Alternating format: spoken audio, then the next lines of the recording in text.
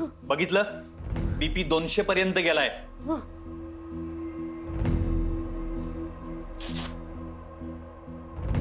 एवढा वाढलाय? बापरे. माधवी, तू शांत हो. अरे काय शांत हो, हा? ही मूर्ख माणसानं मला जगू देणार नाहीये. आई, तू त्रास नको करून घेऊस. मी बोलतो यांच्याशी. अरे तू काय बोलणार आहे यांच्याशी? अरे हा माणूस कधी कुणाचं काय ऐकतो का? अरे मूर्खासारखं त्या मुक्ताची बाजू घेतली यांनी.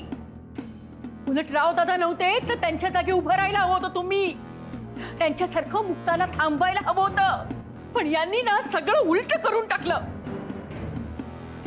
आपल्या अंगात सुद्धा नगरकरांचं सळसळतं रक्त आहे हे दाखवण्याची चांगली संधी सुद्धा घालवली या बाबानं. बाबा का माणूस, एक काहीतरी ठरव. अरे काय बोलतोय ते बघ रे हा माणूस. आई, तू शांत हो. अरे कशी शांत हो? माझ्या मेलीचं ना नशीबच फुटकं. आई प्लीज जरा शांत हो तू. तुम्ही जरा तोंड बंद ठेवा ना. तुम्हाला समजत नाहीये तिला त्रास होतोय. कसं वागायचं कळत नाहीच, पण कुठे काय बोलावं याचा जरा विचार करा. आणि काय ग गायत्री, ती मुक्त असताना अनेकदा वाद झालेत. प्रत्येक वेळेस भीतीने तुझा थरकाप उडालाय. तरी सुद्धा आज जाऊन आरतीला उभी राहिलीस का? आज नाही का उडाला तुझा भीतीने थरकाप? सगळं पेरलेलं उगवलेलं नासधूस करून टाकली. अरे रावदादांना जर का हे कळलं तर काय करतील माहितीये ना तुम्हाला? अरे वळ उठतील वळ.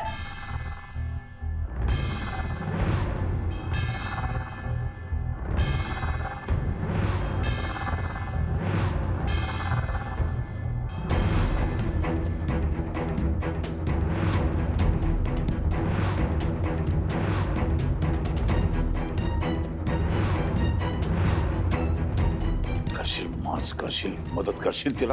नको दादा, नको दादा, नको नको दादा, नको दादा, नको नको नको नको नको. अरे बोला ना, तुमची गाडी पुढे ढकला. हेच म्हणजे यातलं दादाला कुणीच प्लीज काही सांगू नका, नाहीतर फार ते हे असं होईल रे, सगळं अवघड होईल.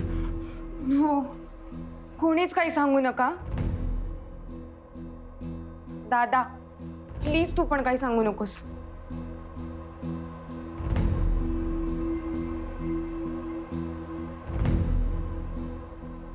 आता मी तर कोणाला काही सांगूच शकत नाही.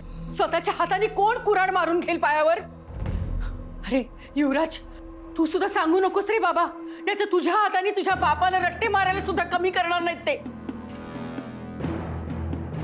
अगं आई, मी जरी शांत राहिलो तरी आर्या, रेणुका, अंबिका आत्या त्या कशा शांत राहणार?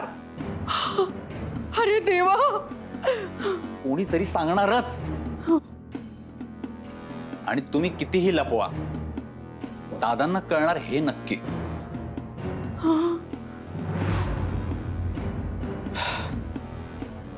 दादांना दोघांबद्दल कळायला नको. एक वेळ माधवी काकी चुप बसेल, पण रेणुका, आर्या आणि अंबिका आत्या यांच्यापैकी कोणीतरी सांगेलच. नुसतं सांगणार नाही, चांगलं तिखट मीठ मसाला समजा लावून सांगतील. आणि ती अंबिका अरे देवा देवा देवा देवा कपाळ बडवून घेईल, नाही तर व्हा म्हणून रडायचं नाटक करेल. हो, अगदी बरोबर आहे. पण तसं झालं तर दादा रागाच्या भरात काय करतील ना कोणास ठाऊक.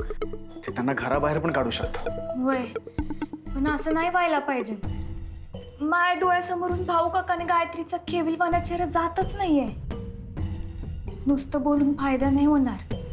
आपल्याला काहीतरी करायला पाहिजे. होय तर करावं तर लागेलच. पण असं काहीतरी करावं लागेल ना की ही बातमी दादांपर्यंत पोहोचलीच नाही पाहिजे.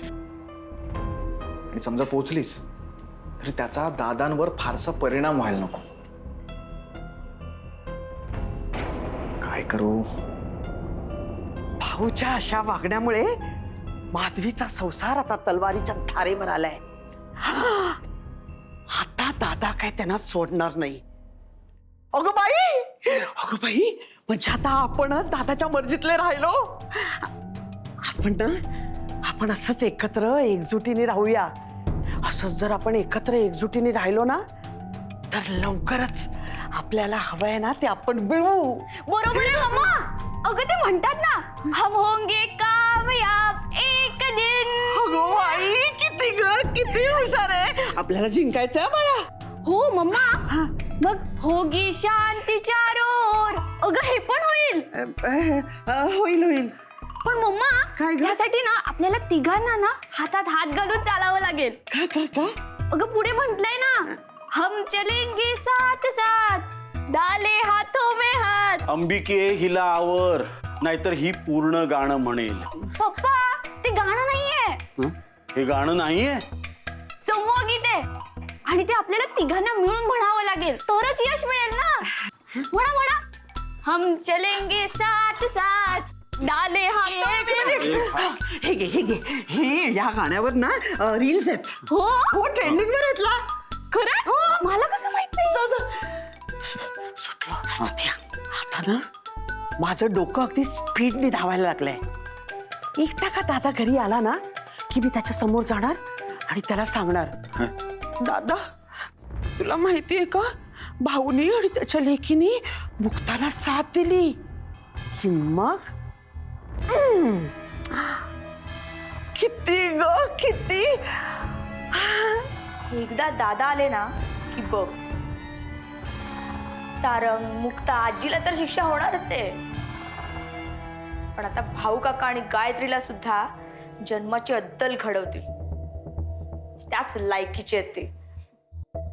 रेणुका, मुक्ताची बाजू घेणं म्हणजे तिला या घरची सून म्हणून पाठिंबा दिल्यासारखं आहे. आणि दादा हे कधीच सहन करू शकणार नाहीये, कारण प्रश्न आता फक्त दिलेल्या शब्दाचा राहिलेला नाहीये. शब्द मोडला तर दादांना हातात बांगड्या आणि अंगावर साडी नेसून असं कधीच होणार नाहीये, कारण मी माझ्या वडिलांवरती वेळच येऊ देणार नाहीये. मला तरी कुठे वाटतं ग असं व्हावं रेणुका. मी आपली आठवण करून दिलीये. मला फक्त माझा सारंग मिळाला पाहिजे बस. येस. काय सुचलं का? हो, काय सांग. 1 मिनिट आजी. आऊ सांगा ना. हा.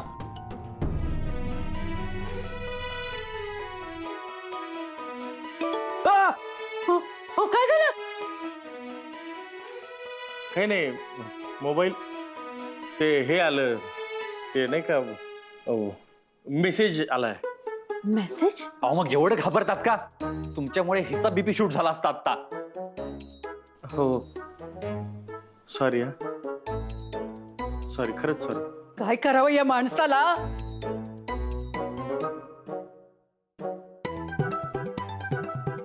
आई तू झोप, पड तू.